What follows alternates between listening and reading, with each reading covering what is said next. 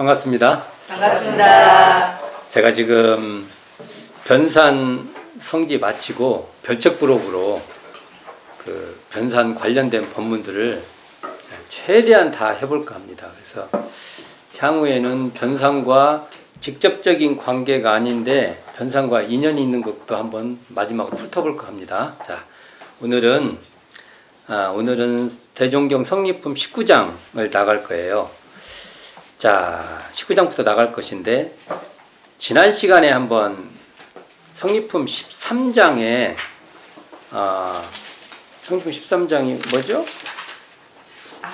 눈 내리는 거네요. 눈 내리죠? 네. 근데 어떤 제자가 대종사님 눈가리를 딱 잡았어요? 한 제자가. 한 제자. 이 한 제자가 누굴까요?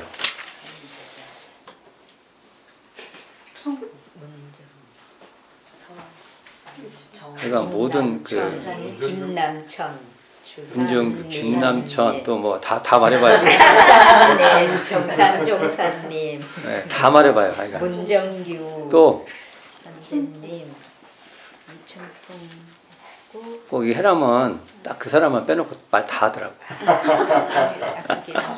한분 계시는데 송적벽이 이 송적벽. 주인공이에요. 이게 기록에 나오는데 제가 이때 말씀 드린다고 그렇고 잊어먹었어. 그래서 어쨌든 기록에 이게 대부분 변산 관련된 기록은 송도성 선지님, 주사님이죠.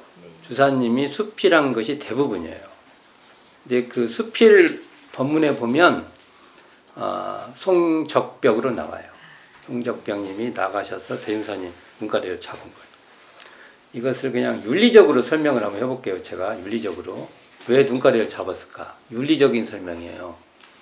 한 사건을 놓고 얼마나 달리 설명이 되는가 한번 제가 설명을 해볼게요.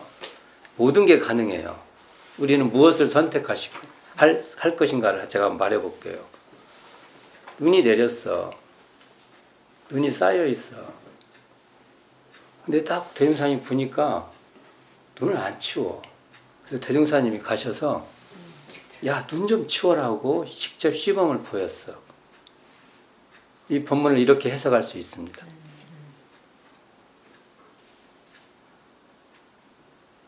야, 이러면 이제 어딘가 좀 이상하죠. 이게 눈 치우라고 대종사님이 가셔서 눈가리를 잡고. 그러니까 이제 송적병님이 가셔서 저희가 다음부터는 잘 치울 테니까 들어가시죠. 제가 치울게요. 이렇게 해석할 수 있어요. 이 법문을. 그렇게도 가능하죠. 네. 이 법문이. 여기서 현묘한 자리를 가르쳐 주려고 현명한 자리죠. 현묘한 자리를 가르침이니라. 그 현묘함이 뭐냐면은 청소 열심히 하고 눈 오면 눈 빨빨 치우고 어지럽히면 좀 정리정돈하고 이거 해라 이렇게 이걸 해석할 수 있어요. 가능해요. 그렇게 해석이 그렇게. 근데 저는 이제 이걸 이제 좀 더 어떤 그 다른 입장에서 이해를 해본 거예요. 단순히 현상이 보이는 걸 놓고 현상이 눈이 보고 우리 마음에 어떠한 그 눈이 쌓이는 겁니다. 이때는 이제 이 눈이 상당히 부정적으로 쓰인 거예요. 번뇌의 눈, 망상의 눈, 잡념의 눈. 이것을 치우려면 어떻게 하냐 이거예요. 그래서 자기 눈가래를 잡고 자, 이것을 눈을 어떻게 치울 것이냐. 우리 일상수행요법에서 눈이 계속 내려요. 요란한 눈이 내리고 어리석은 눈이 내리고 그른 눈이 내려요. 근데 재밌는 것은 그러한 눈이 내리는 현장에서 눈이 안 쌓이는 자리를 우리 보고 발견해라 이겁니다. 이게 이제 이야기예요. 이게 이렇게 이야기를 할 수가 있어요. 이 법문은 근데 이런 것은 여기 그 말씀은 굉장히 중의적 표현이 이 안에 들어가 있어요. 그래서 제가 이런 해석을 시도한다고 해서 이 해석이 다가 아닙니다. 그래서 해보고 좀 더 우리가 많은 이야기를 할 수 있는 이야기로 이 얘기들이 계속 퍼져나가야 돼요. 저는 하나의 시도를 해본 겁니다. 눈이라는 것을. 한번 생각해 보세요. 요란함에 눈이 내리고, 근데 요란함에 눈이 내리는 그 자리를 벗어나지 않고 요란함에 눈이 없는 그 마당을 우리는 들어서야 됩니다. 그걸 치운다는 것이 번뇌를 계속 치워서 해결되는 게 아니죠. 그래서 그게 우리가 그런 말 하죠. 한순간의 전환에 의해서 그 눈을 치우는 겁니다. 그것을 눈이 내린 걸 싹 치워서 그 마당에 있는 게 아니고 그 눈이 내리는 그 자체를 전환시켰을 때 거기에 눈이 안 내리는 자리가 있다. 이게 일상성요법이나 지금 성리품 13장 말씀이나 또 같이 해석될 수도 있는 지점입니다. 근데 이곳에 한 제자가 대종사님께서 나가시어 친히 도량을 치우니까 한 제자가 딱 나갔다. 황급히 나가서 대종사님 눈가리를 딱 잡고 제가 치우겠습니다. 들어가시죠. 했던 분이 누구냐? 송적벽 이분이시다. 송적벽 이분에 대해서도 너무 평가절하하면 안 됩니다. 우리에게는 다 선지님이에요. 그 당대에는 서로 어떤 역할이 있을지 모르지만 우리에게는 이제 모두 우리가 잘 살펴봐야 될 선지님들입니다. 왜냐하면 송적벽님을 통해서 너무 많은 인연들이 대종사님께 인연으로 들어온 것입니다. 자, 오늘은 16장 아니라 19장 한번 봅시다. 19장 19 하루는 항명성사가 글 한 수를 지어 보내기를 두천산 절정이요 귀에 수성사하리라. 불과 배신노하여 석두 석두의 작가라 하니라. 대종사 화답하여 보내시기를 절정천진수요 대천진파로다. 부가 배신노하니 고로 석두가로다 하시니라. 자,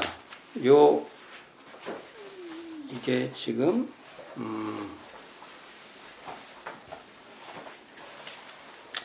이게 누가 보내셨다고요? 항명성사. 이게 어디 나오더라 이게? 여기. 한번 찾아보세요. 이거 나오는 부분. 아, 여기 있네. 찾았네.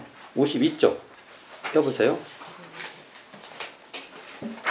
여기 펼쳐져 있는 것을 놓고 제가 안 펼쳐진 데를 찾는 거야.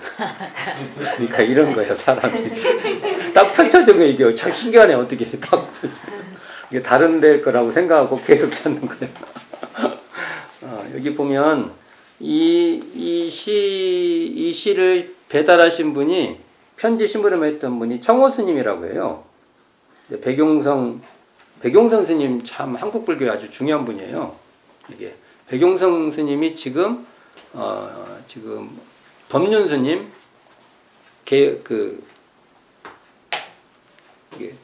사부 이렇게 올라가죠. 이 관계인데 법륜 스님도 원불교와 관계가 있어요. 서로 그러니까 백용성의 그 제자 거기서 제자했던 분들이 바로 이공주 선지님의 언니 이성각, 또 그 엄마 민자연화, 그다음에 그 이제 이성각 그 딸 김영신, 이런 분들이 백용성 그 대각교의 신자들이었죠. 그러니까 대종사님 만나서 이렇게 오는데, 또 법륜 스님 사부 그분은 또 원불교와 또 인연이 있어요. 원래 이제 하여간 또 인연이 있어요. 이게 서로, 그러니까 이걸 보면은 그 어떤 정서들이 서로 교감돼 있는 겁니다. 서로 사상은 그래요. 사상은 여기 있는 사상이 일로 교감되고 여기 있는 사상이 일로 교감되고. 그래서 사상은 폐쇄되면은 그때는 좋은 것 같아요. 그때는 막 굉장히 좋은 것 같아. 뭔가 정체성도 있고 막 그런 것 같은데 그게 조금 지나면 그건 더 위험합니다. 그래서 주변 사상들하고 많이 교류할수록 좋아요. 주체성을 가지면서도 교류하는 겁니다. 근데 이때 이 청우라는 스님이 그 백용성 스님 손상자인데 용성 스님의 편지를 갖고 항명 스님에게 온 거예요. 그러니까 이걸 보면은 이 항명을 주시해봐야 되는 겁니다. 항명 스님이라는 분은 항명선사는 이 백용성이라는 그 근대 한국 불교의 굉장히 중요한 인물이에요. 백용성. 지금 서울에 가면 대각사 있어요. 대각사도 가보실 필요가 있고요. 또는 그 만해 한용운과도 인연이. 그러니까 이 항명이라는 사람, 이 스님은 굉장히 그 당대에 개혁적이고 뭔가 좀 사고가 더 앞선 분들과 다 교류가 있는 겁니다. 그래서 어찌 보면 대종사님께서 변산에 있다고 해서 그곳을 아주 낙후된 곳으로만 볼 수가 없어요. 그게 우리가 뭐 그냥 대충 사는 것이 더 낙후된다고 할 수 있는데 이런 분들하고 교감이 돼 있는 루트에 대종사님이 있는 겁니다. 근데 이분이 이제 심부름 왔다가 또 심부름 한 거라고 말을 합니다. 요 내용은 그 서문성 교무가 그 동진죽교당 6.1대제 때 추모담을 이 청호 스님이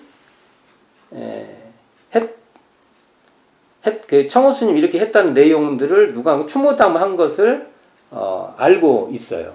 그래서 이제 하는 건데 이게 이제 정말 사실인가 아닌가는 모르겠지만 가능성이 아주 높은 이야기입니다. 어쨌든 누군가 편지 심부름을 한 거예요.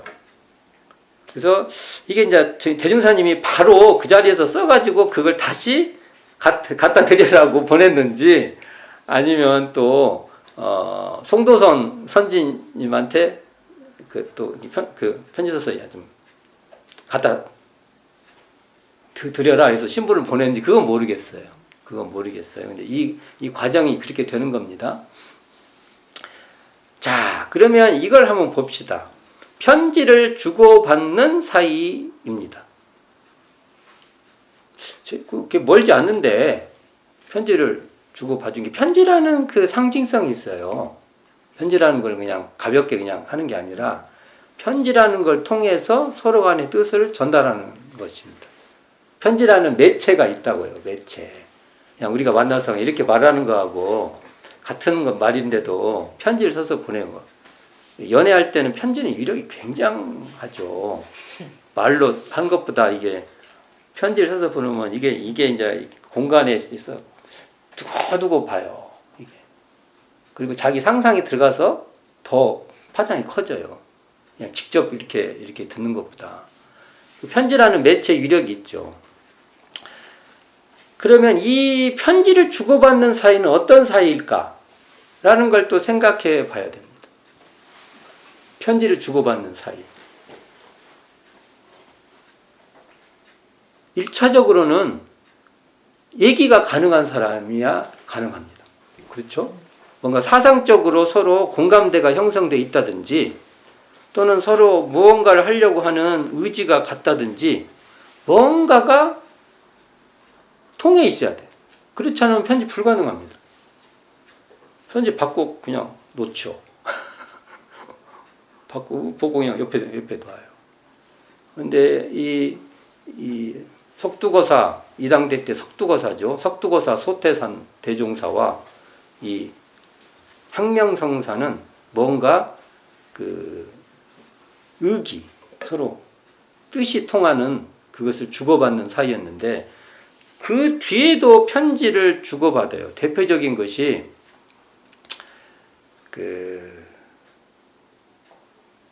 대종사님께서 그 회상 창립을 하시려고 할 때 하시고 다 준비하고 이제 변산에 들어오시니까 한경 스님께 이제 회상을 창립하려고 합니다. 라고 할 때 말씀을 드리니까 내가 내장사 주지로 가게 되니까 같이 한번 해보자. 그래서 대종사님께서 이게 절일이 어떻게 혼자 이렇게 가능하십니까? 이게 그렇게 안 되지 않습니까? 그런데도 걱정하지 말라고. 내가 그거 다 정리하겠다고. 근데 실제로 이제 가보니까 안 돼. 그 과정에 대종사님께서 참 계획을 해놨던 것 같이 서울로 올라가십니다. 미리 계획을 해놓은 것 같이. 그리고 어느 때인지는 모르지만 편지를 보내요. 항명선사에게. 그 항명선사가 답장을 보낸 것을 우리가 가지고 있어요. 우리가 그 내용을 알고 있어요. 내용을. 근데 거기 보면은 항명선사가 그 소태산 대종사가 서울에 가셔서 뭐 했던 일에 대한 것을 알고 계세요. 그리고 참 이제 원래 옛날 어른들은 그 편지를 보면 그래요. 편지 내용 그대로 이해하면 안 돼요.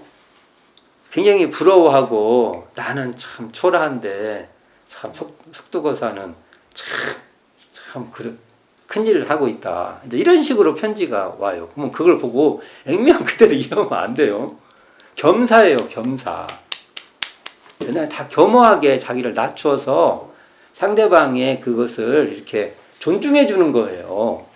근데 이걸 가지고 또 그걸 보고 나서 그러면 안 돼요. 그거 뭐 진짜다 이렇게. 그것도 반대도 똑같아요. 반대. 대종사님께서 뭐 예를 들어서 항명선사에게 만일 높이고 했다고 해서 그게 또 그런 게 아니에요. 서로 뜻을 주고받으니까 그렇게 존중하는 거예요. 서로 또 그리고 올려주는 거예요.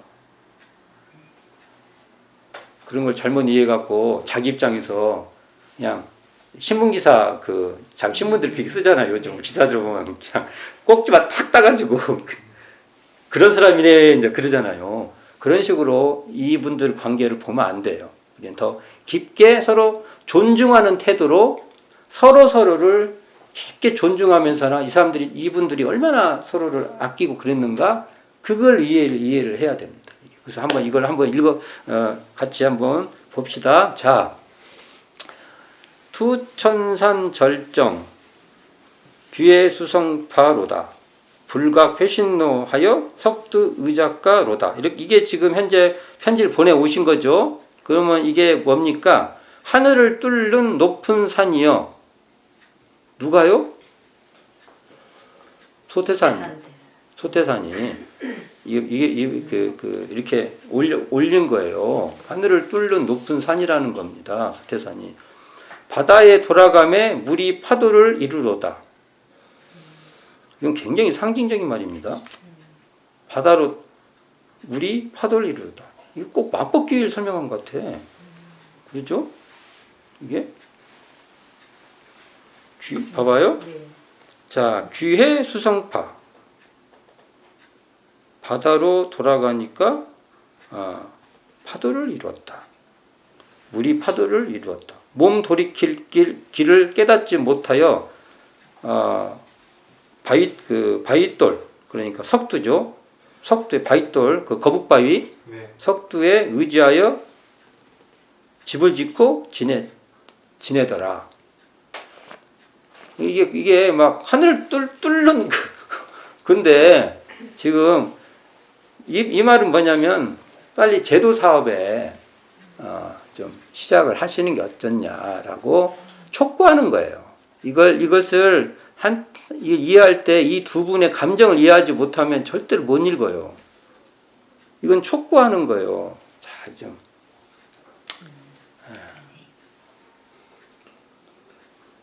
그러니까 대종사님께서 화답하시기를 높은 산 그대로 천진하게 솟아있고 그게 어떻게 돼 있어요? 이게 절정 천진수 천진이라는 게 이게 핵심이에요. 그대로 뭘 따로 이렇게 할 것이 없이 그대로 그런 말입니다. 넓은 바다도 그대로 천진하게 파도치네. 그러니까 대해 천진파. 바다가 그대로 파도요. 이거 이제 이게 수가 더 들어가는 거예요, 이게. 바다가 그냥 그대로 파도가 그냥 바다야. 이런 건 뭐 이제 나중에 뭐 사상적으로 따지면 굉장히 복잡해지게 들어갑니다. 이렇게. 넓은 바다도 그대로 천진하게 파도치네. 몸돌이키를 다시 생각하니 내가 어디로 갈까? 나는 뭐 할까? 앞으로 뭐 하지? 이런 거예요. 그러니까 거북바위 옆 석두가 높이 드러나도다. 여기서 한자 이게 참 재밌는 게 고로 석두가. 이게 멋진 말입니다. 고로 석두가. 그래서 우리가 우리 거기 동네 정사 갔을 때 고로 석두가를 외쳐봤어야 되는데 정말 못하는 게 너무 많네. 고로 석두가. 이걸 우리가 이 한자의 느낌이 와야 되는데 우리 한문 세대가 아니란 말입니다. 그러니까 이 느낌이 잘 안 오는 거예요. 지금 고로 높게 석두가가 드러나 있다. 이게 드러날 로예요. 그대로 드러나 있어요. 이게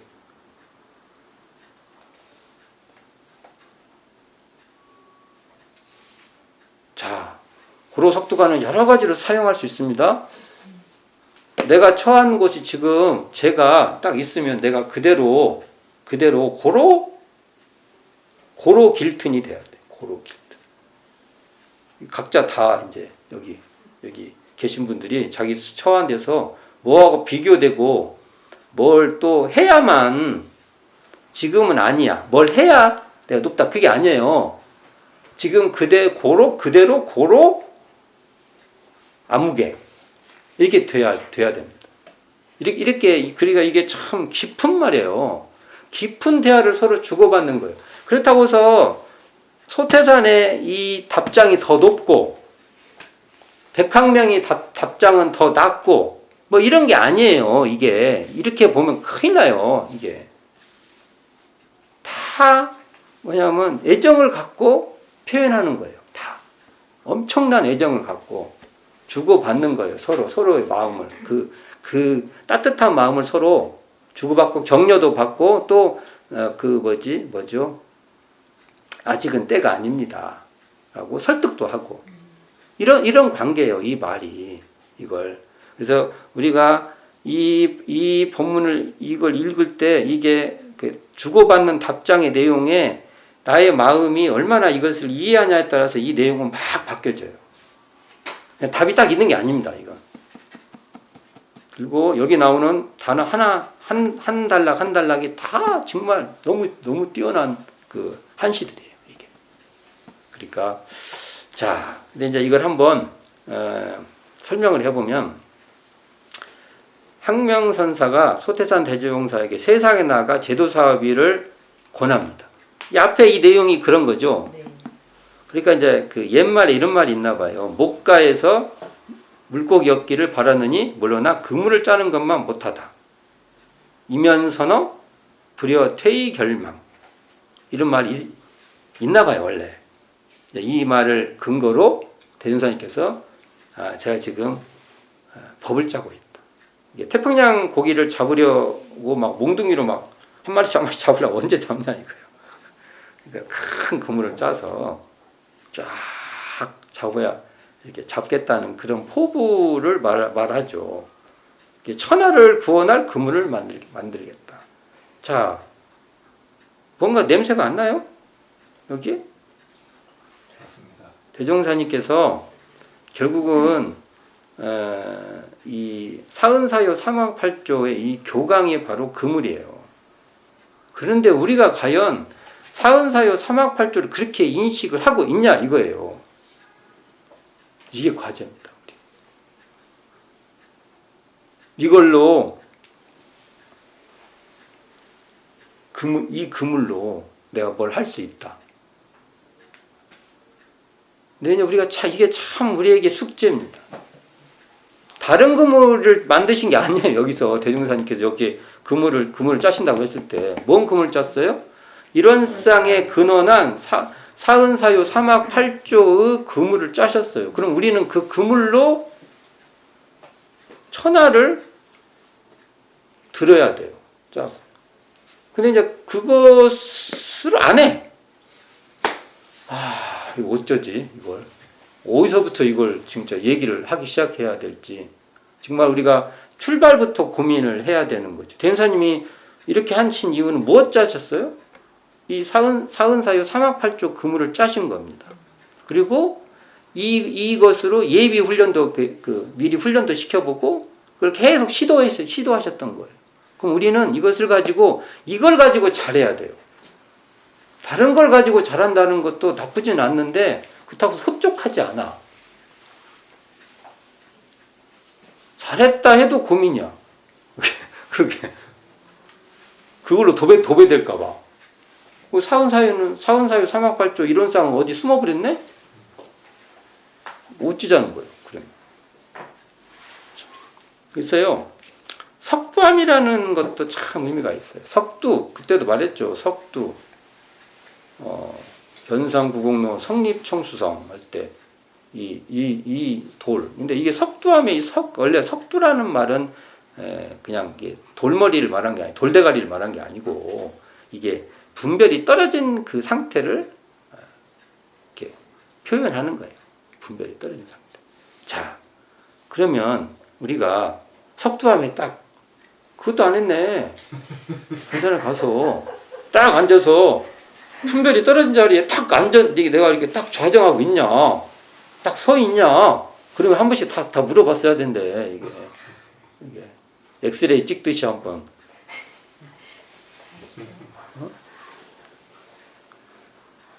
그 자리에서 사은사요 사막팔조도 다 드러내신 겁니다. 만드시. 우리가 그 자리에서 이 사은사요 사막팔조를 예비 훈련도 시켜서 어떻게 해볼까 이렇게 하신 거예요. 그래서 우리가 이게 바로 정법입니다. 이게 바로 이런 걸 보고 정법이라 하는 겁니다. 다른 게 정법이 아니고.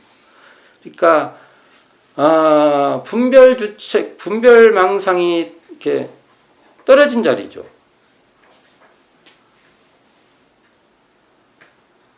떨어졌다고 하니까 낙엽이 있는데 싹 겨울에 떨어졌어요. 그래서 거기에 낙엽이 안 붙은 이렇게 거기에 속으면 안 됩니다.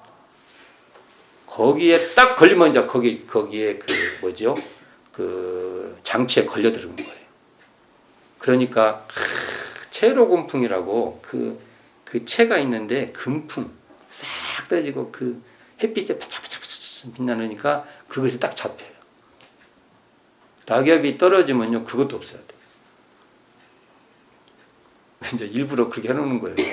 멋지게 해놓으면 거기 딱 걸려요. 다 말 조심해야 돼요.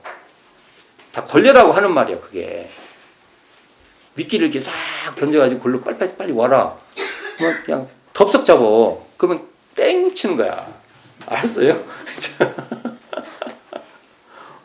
뭔가 좋은 게 있으면 조심해야 돼. 그러니까 우리가 번뇌가 없다는 것은 번뇌가 없다고 해서 제가 자리 하는데 자리에 걸려도 안 된 게 자리할 것이 없는 자리야 돼요. 이것도. 그게 석두예요. 석두. 우리가 그것이 고로 높이 드러나 있다. 자기 마음에서 증명해내야 됩니다. 제가 의심스럽게 쳐다보면은 왜 저러시지? 할 때 그 의심스러운 마음을 돌이켜봐서 거기서 증명해내야 됩니다. 거창한 마음을 하는 게 아니에요. 자, 한번 그러면은 백학명 스님하고 대화한 내용을 한번 볼까요? 제가 한번 읽어드려 볼게요. 학명 스님하고 대화한 내용. 제가 이게 바이블 댓글이라고 했죠? 요 책에 나와요. 제가 한 게 아니에요. 여기 써 있어요. 제가 어떻게 알아요? 열심히 보는 겁니다. 고마운 게 그러니까 용독교민한테 참 고마운 거예요. 그러니까 고마운 분한테는 고맙습니다 하는 것 이상 좋은 게 없습니다. 자 봅시다. 깊은 산 옛절에 병들어 신음타가 뜻밖의 편지 주어 병든 학명을 불러 일으키니 무슨 기쁨이 이만하리요. 근데 편지 줘서 참 고맙다 이 말이에요. 뭐 당신이 병든 학명이라고 했지만 실제로 병이 계신지 어쩐지 모르지만 이건 상당히 겸사해요. 이게. 서울에 한번 가신 일은 생각한데 소득이 적지 않을 듯 서울에 가신 줄 알아요. 무슨 부러움이 이만하리요. 그러니까 참 그 부러움 참 잘하셨다 이 말이에요. 늙은 중은 평생에 하나도 이름 없이 다만 독선에 그쳤을 따름이다. 당신을 겁나게 겸사를 시켰어. 한번 산문을 찾겠다는 기별은 말하는 사람도 대종사님입니다. 듣는 사람도 항명스님입니다. 예산말로 들어둘 따름이나 너무 신경 쓰지 말아요. 이것도 배려하는 거예요. 너무 또 바쁜데 올라고 하지 말아라. 이게 참 그게 이게 보면은 서로를 굉장히 아껴요. 서로에게 장애가 안 되려고 하는 이 노력이 있잖아요. 이런 게 얼마나 아름답습니까? 이런 거 우리가 봐야죠. 그러나 어찌 색신으로 상종함을 승사로 삼으리요. 그렇게 만나는 것으로 그렇게 또 그걸 뛰어난 일로 삼지 않겠다는 거예요. 오직 마음 달받기, 마음딸 우리 이 마음으로 서로 비추어 어지러움이 없기를 바랍니다.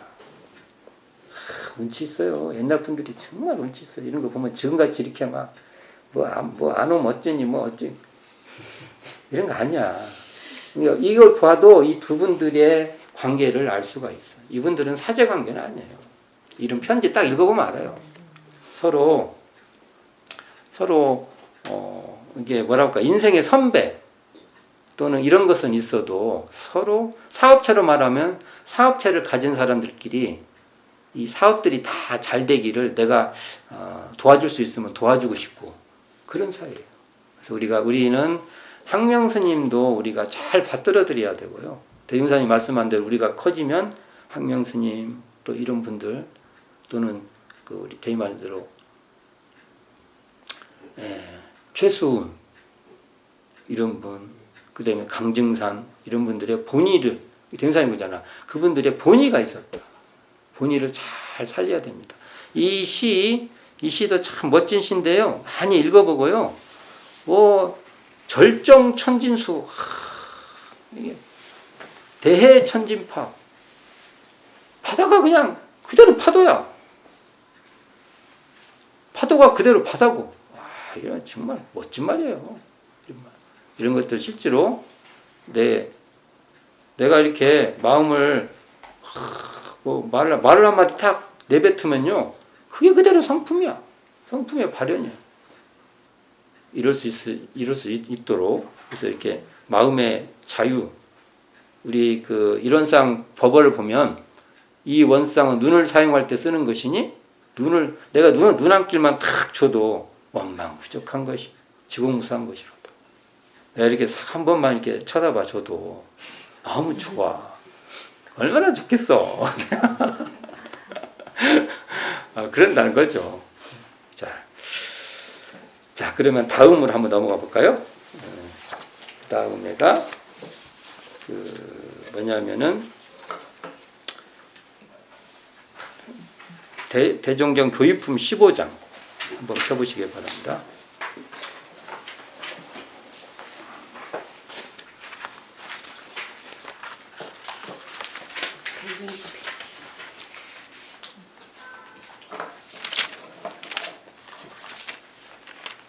한번 봉독해 보겠습니다.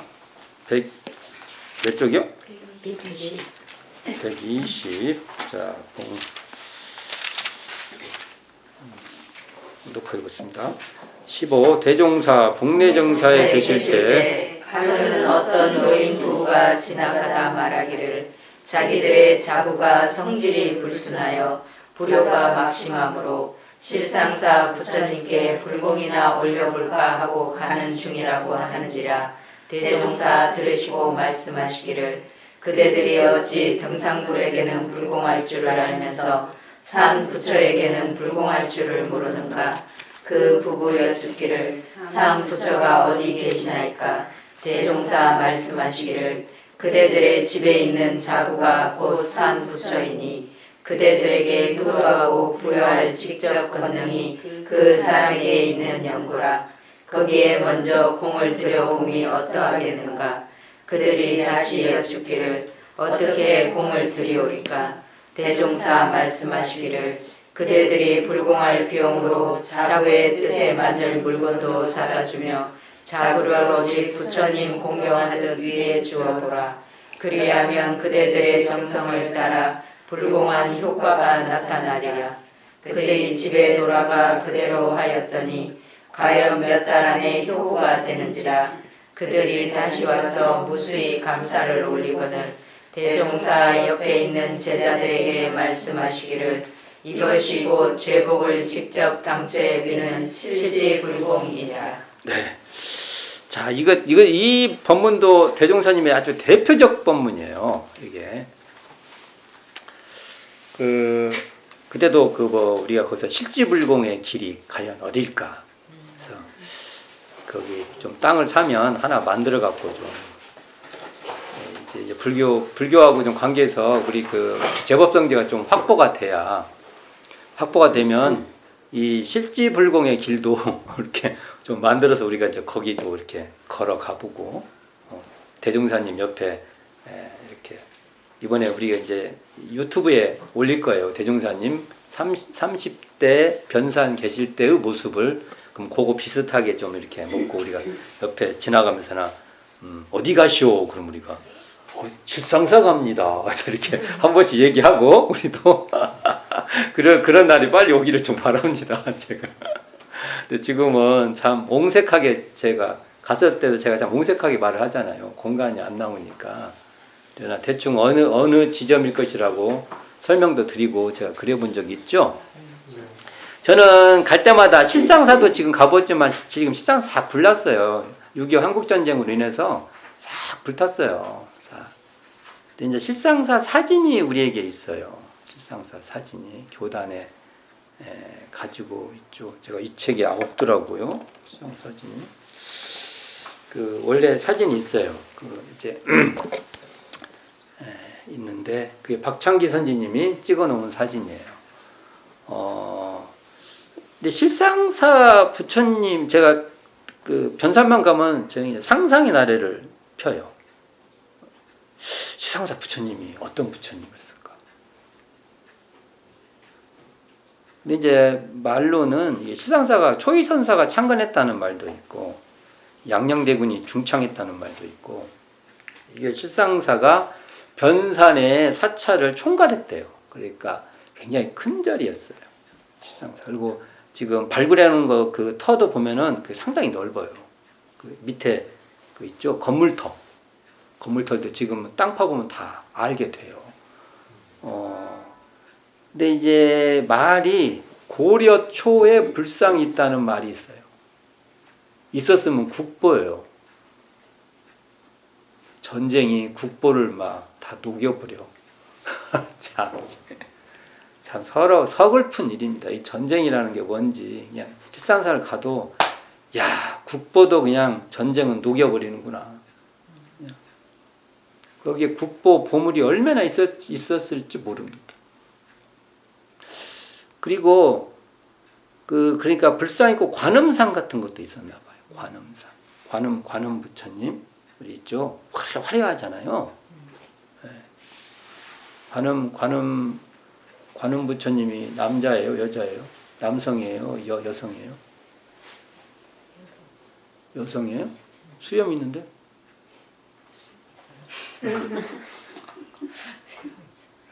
그게 일부러 성에 귀속을 안 주려고 일부러 남성성과 여성성을 동시에 다 해놓은 것 같아요. 저는 그렇게 봐요. 이게 일명 중성이라고 하지. 그런 건 아니고 어떤 한 성에 이렇게 규정을 안 시키려고 일부러 모든 그 남성적인 모습, 여성적인 모습을 다 해놓은 것 같아요. 그러니까 거기 종속되지 말라 이런 의미 같아요. 자, 그리고 거기 참 유물이 뭐 예를 들면 뭐 그 화엄경소, 이게 고려판 화엄경소 이런 것들도 있고 그건 국보예요. 있었으면 이것만 해도 어마어마하죠. 크고 어떤 그 조각의 정교함 같은 게 참 좋았나 봐요. 그래서 많이 안 가, 거기 가려고 했지 않을까. 거기서 딱 불공을 들이면 그렇죠. 그래서 내가 왜 여기 이렇게 가려고 했을까? 그럼 거기 그 불상 부처님이 그 경쟁력이 있었다. 그런 생각을 제가 이게 맞는가 안 맞는가 모르겠어요. 근데 그런 그 뭐야 이게 전부 다 이게 망상이지. 내가 이게 그냥 번뇌 맨날 이렇게 상상을 해봐요. 그러니까 거기를 가시려고 가서 불경을 해보려고 했지 않았을까라는 생각을 하게 됩니다. 그런 생각도 한 번씩 해보세요. 그리고 지금 그 부도 제가 그 간사의 길이라고 한번 말한 적 있죠. 네. 초심길. 그 용두샘 가는 그 길, 그 위에 보면 그게 부도터였어요. 그래서 저 옛날에는 부도가 세 기가 있는데 두 기는 확실히 보이고 하나는 이렇게 아마 파손됐을 거예요. 근데 현재 그걸 옮겨갖고 시상사 쪽에서 옮겨서 저 아래쪽에다가 빼놨더라고요. 근데 어쩜 그렇습니다. 근데 이 법문에서 핵심은 뭐냐면은 이 법문에서 핵심을 끌어내면 뭘 끄집어낼 수 있을까라는 고민을 해봅니다. 저는 삼부처가 어디 계시나이까 이 단어가 핵심이라고 저는 봐요.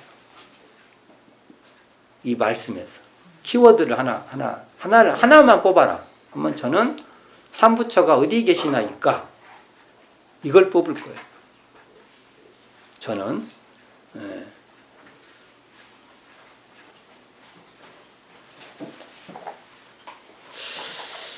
자, 이것을 한번 이 법문을 공타원 이게 어디 나오더라? 몇 쪽이죠? 이게 공타원님께서 이것을 쭉 한번 풀어준 것이 있어요. 이게 설교신데 이게 그래서 178 쳐보세요.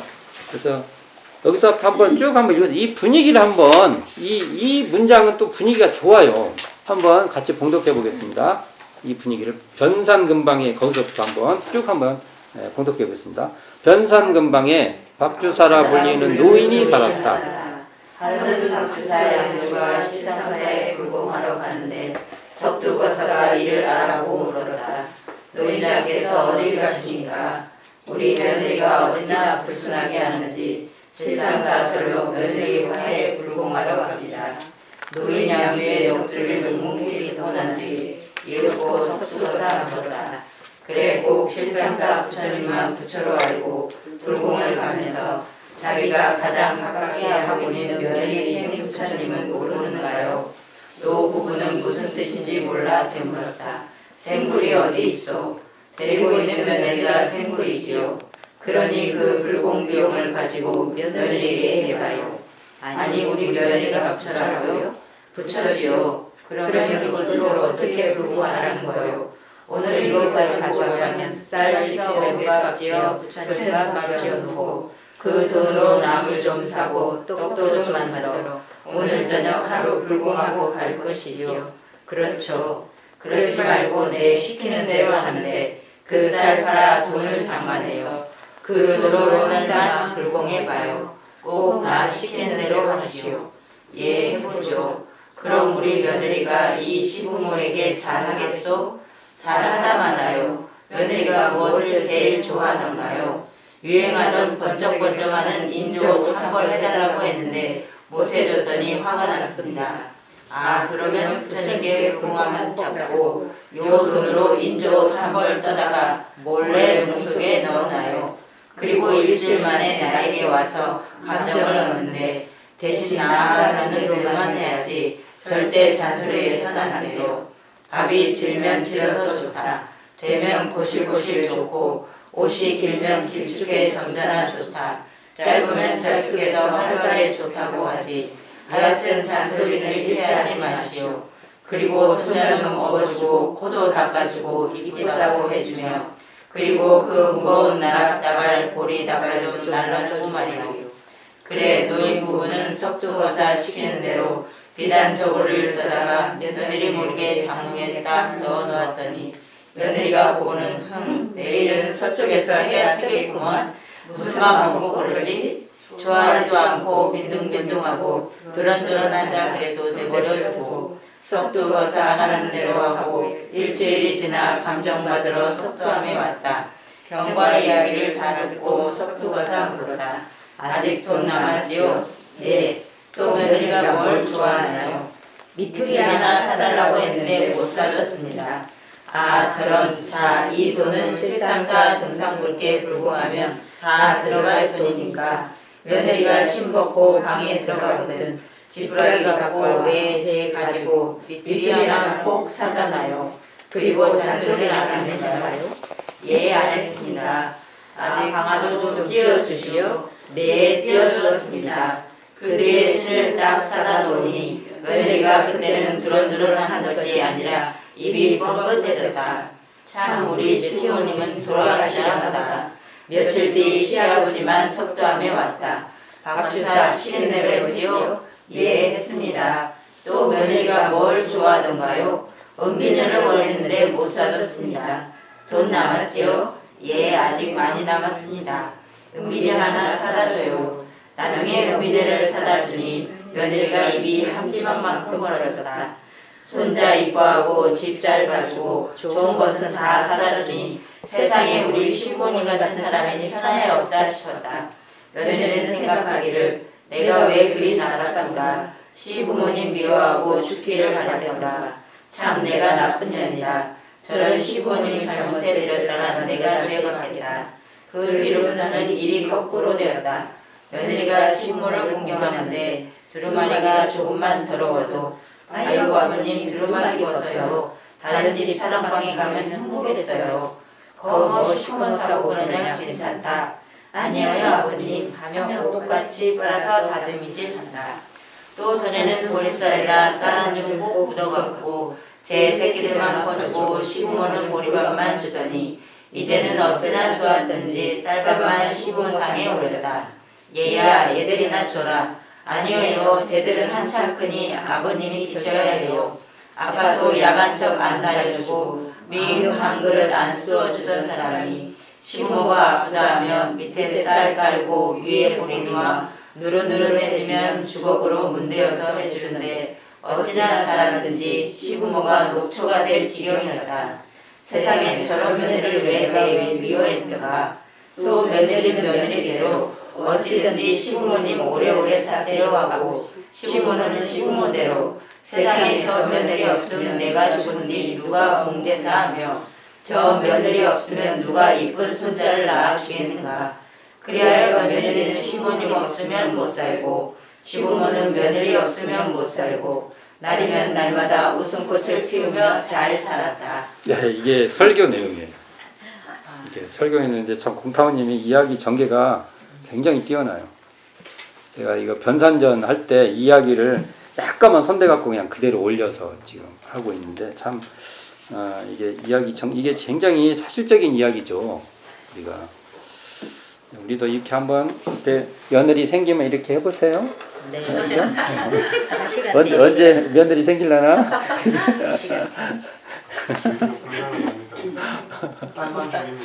이제 그러면 사위한테 해야 되나? 자, 여기서 불공이라는 거 할 때 한 가지 오해가 있어요. 불공이라는 거 할 때.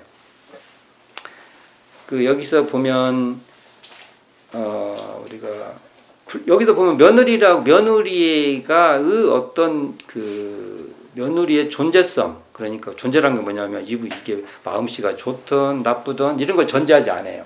그렇죠? 네. 그런 전제가 없어요. 여기에. 그러면 그런데 그런 전제가 없는데 그 며느리를 삼부처라고 해요. 부처라고 합니다. 부처. 그럼 여기서 부처가 뭐냐 이겁니다. 부처라고 정의를 내릴 때. 그것은 대종사님께서 이 대종경 교육품에 보면 수시로 나오는 죄 주고 복 주는 권능을 가진 존재입니다. 그게 부처예요.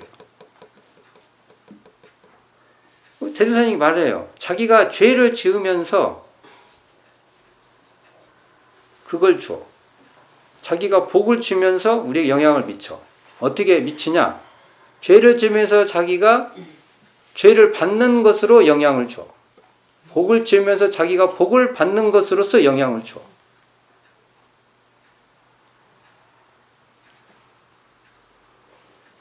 그러면 대종사님 말씀은 서로 복 지으면서 서로 관계하자 이거예요.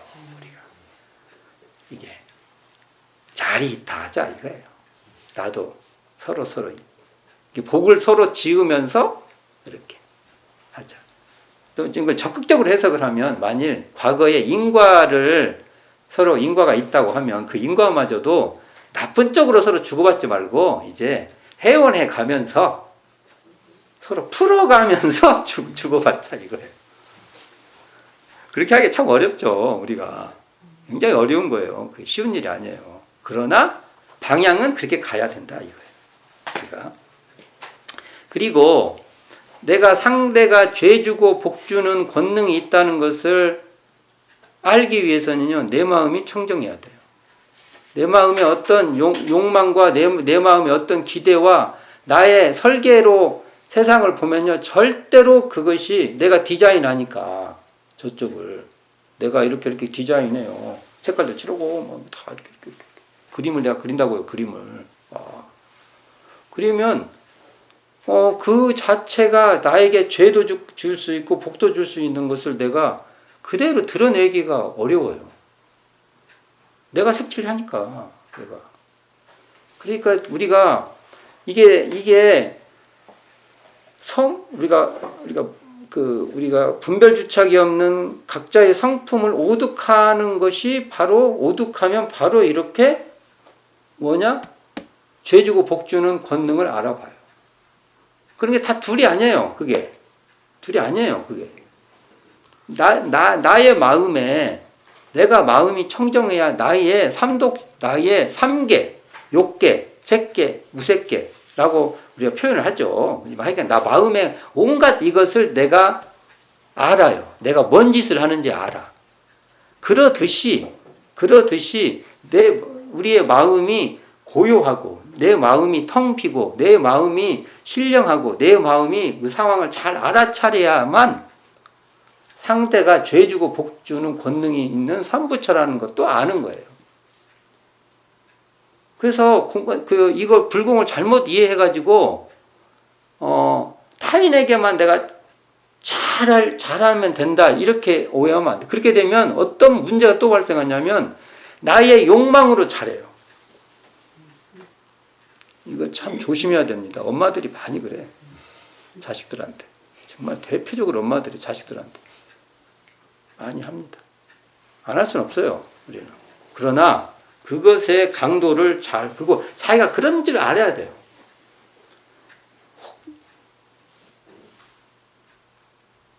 그래서 이 불공이라고 해가지고 불공하는 것은 성품 공부하고 또 그냥 통해 있는 거고요. 성품 공부를 한다는 것은 불공으로 통해 있는 거예요. 맞죠? 그게. 그렇게 돼야 맞습니다. 그래서 이걸 단순히 이 불공에서 오해가 이런 게 있는 거예요. 내 마음이 고요하고 청정하고 그래야 내가 불공을 잘한다는 생각을 잊어버리면 안 돼요. 그렇게 그것을 놓아버리고 하는 불공은 어찌 보면 상대한테 굉장히 전에 한번 아직 안 나왔나 그것이 바로 솔성요론 같은 데 잘 나와요. 솔성요론에 남의 원 없는 일을 강권하지 말라는 얘기도 나오고 하죠. 이런 게 그러니까 모든 것이 대종사님의 법은 이 일원상의 자리에서 다 다 이렇게 나오는 겁니다. 여기. 알고 보면 다 같은 자리예요. 알고 보면. 그래서 이 본문에서 일단은 우리가 중요한 것은 이게 불공이라고 했을 때, 삼부처 얘기했을 때 내가 이렇게 내가 잘 해주면 된다는 생각에만 또 그치면 안 되는 겁니다. 나의 불공의 기초는 내 마음이 고요하고 내 마음이 텅 비고 내 마음이 뚜렷하고 내 마음이 신령하고 이 자리를 늘 확보하면서 불공을 한다는 것이 그 기초공사에 얼마나 중요하다는 걸 알아야 돼. 안 그러면요 나의 기대로 불공을 기대로 불공을 하고 나의 어떤 바람, 욕구 이걸로 불공을 합니다. 이럴 때는 또 엄청난 서로 간의 상처가 될 수가 있습니다. 내가 엄청 불공했는데 왜 그러냐고 그렇게 눈물을 흘리셔요. 그럼 옆에 있는 사람은 금방 알아. 내 일이 아니니까. 자기도 그렇게 하는데 옆에 사람이 하는 건 너무 잘 알아. 그래가지고 아무 말도 못하고 가만히 있어. 왜? 아니까. 말하면 큰일 나거든. 또 스스로 그것을 캐치를 해서 그걸 잘 조정해 갈 수밖에 없는 겁니다.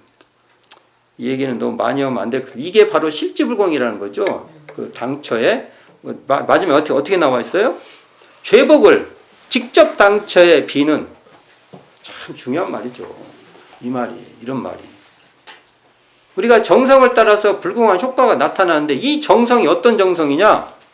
내 마음을 고요하게 하고 내 마음을 청정하게 하고 내 마음을 텅 비게 하고 내 마음을 뚜렷하게 하는 정성이어야 돼요. 그게 기반이 돼요. 정성한다고 하니까 또 나의 욕망으로 정성을 들이고 나의 그 욕구로 정성을 들이고 나의 그 충만한 그냥 엄청난 에너지가 있는 기대에 충족해. 충족 안 하면 가만 안 두겠어.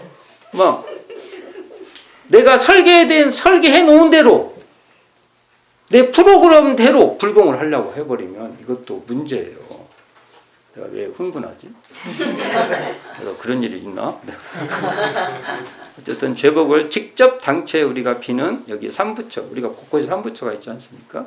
거기에 이거 우리가 끊임없이 우리가 이거 어떻게 졸업이 됩니까? 우리가 이 일은 끊임없이 해가는 과정으로 우리가 삼아봐야 됐습니다. 넘겨봅시다. 다음에는 어디냐면 교의품 24장 펴보십시오. 교의품 24장.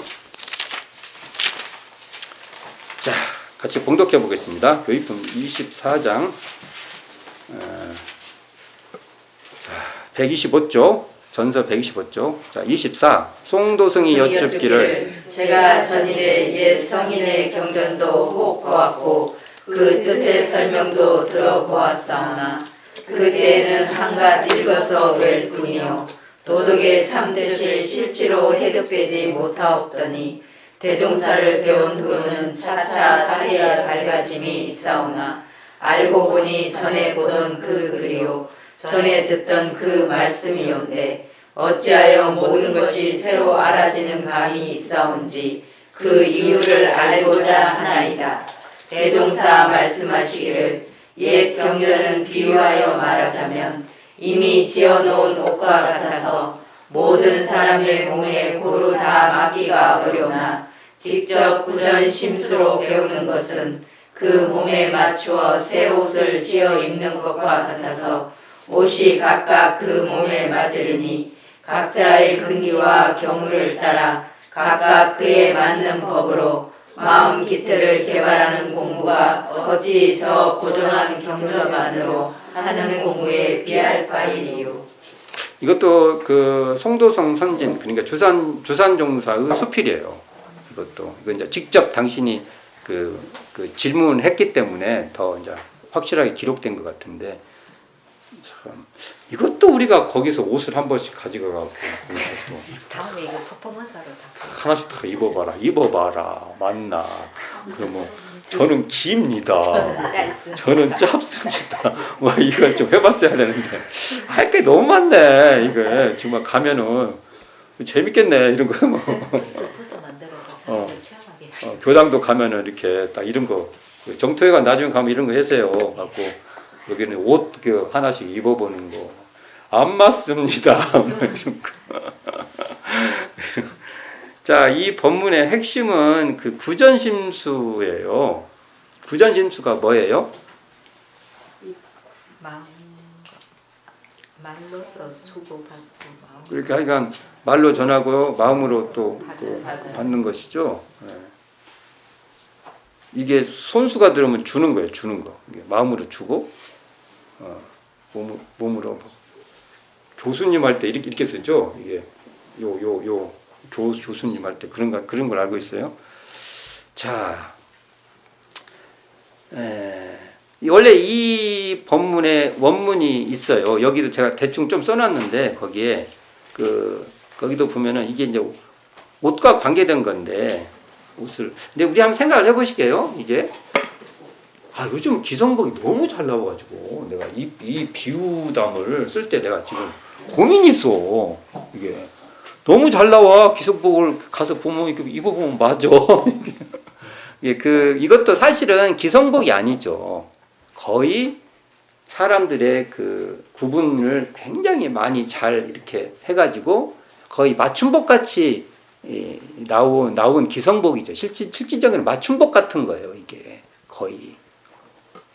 그래도 어쨌든 우리가 이렇게 양복 이렇게 내가 언제 양복을 맞춰봤나 기억이 말똥말똥하네. 하여간 우리도 맞춰봤어요. 결혼 때도 안 맞췄어요. 그냥 사서 이렇게 입었어요. 하여간 기억이 그때는 이렇게 딱 재지 않습니까? 이렇게 다 재가지고 그러면 딱 맞아요. 이렇게. 자, 그 비유에서 넘어올 때 핵심은 구전심수예요. 맞춘다는 말은 구전심수는 이렇게 대화를 해서 거기에 같은 말인데도 이 사람의 상황에 따라서 설명해 준 거예요. 그 사람 성질이 급하면은 성질이 좀 완화되게끔 설명을 해주고, 성질이 너무 이게 발동이 안 돼. 그러면 성질이 좀 이게 발동이 좀 빨리빨리 되도록 자극적으로 좀 설명을 해서 이렇게 하는 것이지 않습니까? 이게 그러니까 이렇게 사실은 생각은 그래요. 이게 교전이 있는데 교전이 있다고 해도 이 교전을 누가 전해주냐 이게 정말 중요한 일이 돼요. 이게 그래서 이게 우리 교리로 말하면 대종사님이 이 본문을 딱 읽으면 우리는 뭔가를 생각을 해야 돼요. 정전해서. 왜냐하면 이게 대종사님 같은 DNA를 가지고 뭘 할 거 아닙니까? 이렇게 그렇죠? 이 같은 DNA를 가지고 그러면 이 말씀은 어디에 분명히 구현하세요. 이런 성향. 이와 비슷한 말씀도 어디서 많이 하세요. 비슷비슷한 얘기가 있다는 소리예요. 근데 저는 이 본문을 보면 우리가 교당내왕시 주의사항을 어떻게 하냐가 우리에게 숙제예요. 교당내왕시 주의사항이 바로 이게 구전심수 이것에 대한 구현에 굉장히 소태산 대종사의 고민이라고 봅니다. 우리에게 주어진 숙제예요. 숙제. 교당내왕시 주의사항이 뭡니까? 오면 문답하고 동지간에 공부인들. 문답의 다른 말이 뭐예요? 회화예요. 회화. 문답을 정기훈련으로 가면 회화예요. 회화. 회화의 상시의 표현이 문답이에요. 문답. 이게. 자, 그리고 감정, 해오 또는 시간할 때 전문 공부 해야죠. 이런 거. 그래갖고 더 이 구전심수가 잘 돼야죠. 또는 예외에 가서 공부에 전념하는 거죠. 우리가 요즘 이게 잘 안 돼. 공부에 전념하는 그 시스템을 어떻게 만들어야 되냐. 이런 것도 고민이에요. 우리가 단순히 이제 우리가 우리가 이것을 어떻게 현실화시키고 문화화시키고 하는 것이 우리에게 숙제예요. 숙제. 현재 우리에게. 특히 우리는 왜냐면 우리는 깨달음의 종교고 마음의 종교예요. 우리가 그냥 믿는다고만 되지도 않아요. 안 해요. 우리는 그렇게 될 수가 없어요. 이게. 그리고 이제 실제로 대조 끝나고 나면 이게 잘 됐는가 못 됐는가? 대조죠. 요 내용이 요 교당 내양시 주의사항이 바로 이 법문의 구전심수에 우리가 구체적으로 모든 사람이 다 할 수 있는 방법이에요. 저부터 이게 참 마음에 굉장히 부담이 와요. 이게 잘 못하니까. 우리 제가 맡고 있는 교도님한테 내가 이렇게 하냐? 그렇지 못해요. 제가. 그래서 할 수 있는 분들은 이 일을 해야 돼요. 구전심수. 구전심수라는 말에 이것에 재종사님이 제도화시켜 놓은 것은 교당 내왕시 주의사항이에요. 그러면 이제 또 교당이 뭐냐? 이런 말이 또 되겠죠. 교당. 일단 우리가 교당이 있죠. 좀 이걸 넓게 보면은 공부인들 또는 스승님들, 공부할 수 있는 곳이 교당이에요. 넓게 보면.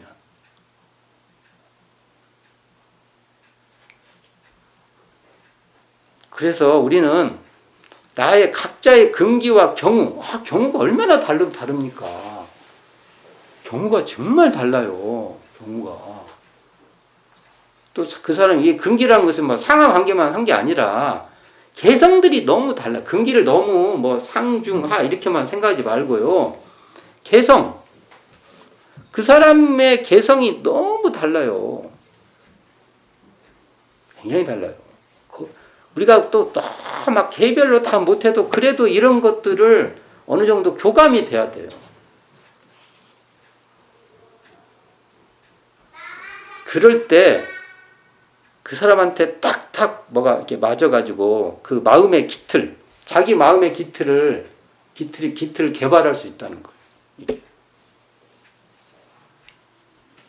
참 우리에게 숙제입니다. 저한테만 여기서 이렇게 모르면 교무님이 해야죠. 이렇게 패스하면 안 돼요. 너무 억울해. 이게 정말 이거 무슨 다 저만 대종사님 제자입니까? 다 제자예요. 대종사님 제자예요. 책임감을 갖고 지금 어떻게 할까 노력을 해야 돼요. 이게 굉장히 중요한 말이에요. 이 말씀이. 그래서 제가 뭐 다른 얘기도 많이 이제 해볼까 했는데 책에 있어요. 그래서 그 여러 가지 말도 있고 하지만 한 가지 더 좀 얘기를 해보면, 한번 수행품 22장 한번 펴봅시다. 수행품 22장. 막 왔다 갔다 하네요. 원래 교정 공부는 그런 거예요. 수행품 22장에 보면 중간 정도에 보면 이런 말이 있어요. 그러므로 제가 읽어드릴게요. 다시 정법 시대가 오면 새로이 간단한 교리와, 이게 뭐냐면 간단한 교리가 나와요. 편리한 방법으로 모든 사람을 실제로 훈련하여, 여기 또 나오죠. 구전심수 정법. 정법은 그러면 뭐가 정법이에요? 구전심수가 되면 정법이라는 겁니다. 이걸로 보면 구전심수 정법 아래 사람이 그 대도를 체험하고 깨치도록 하나니, 자, 이거예요. 이거. 그러니까 이게 구전심수가 살아나도록 그 모든 사람을 실제로 훈련을 하면은 이게 구전심수가 돼야 돼요. 구전심수가. 우리가 막 대중들 막 이렇게 놓고 막 하고 하는 건데, 이게 이런 것도 필요하지만 정말 이게 어느 일정한 단위로 서로 이게 구체적으로 탁탁탁탁 이렇게 돼서 스스로의 마음 기틀에 자기 경우와 상황에 따라서 자기 마음의 기틀을 개발시킬 수 있는 그 공부가 반드시 필요하다는 거예요. 그래서 제가 설명을 많이 안 할 거예요. 이건 제가 굳이. 그래서 우리가 정정과 대종경을 이렇게 해갖고 스스로가 내 공부와 내 경계에 대조해요. 자기가 스스로. 그래서 자기 마음에 새겨서 실지 행사에 있죠. 자기 하는 일 있죠. 거기에 돌이켜 보아서 반조해서 빛을 내는 거예요. 구전심수가 이렇게 돼가지고 스스로 딱 하는 겁니다. 교당내왕시 체계가 그렇게 돼 있어요. 구정내왕시 체계가. 그래서 이 일에 우리 여기 계신 분들이 정말 작은 일부터 또 많은 일에 노력을 많이 하는 것이 우리고, 여기서 구전심수 나오면은 딱 교당내왕 주의상 어떻게 해볼까. 그리고 그것이 바로 우리에게 참 중요한 정법이다라는 생각을 가져줬으면 좋겠습니다. 자, 이번 시간에 여기까지 하는 걸로 하겠습니다. 수고하셨습니다.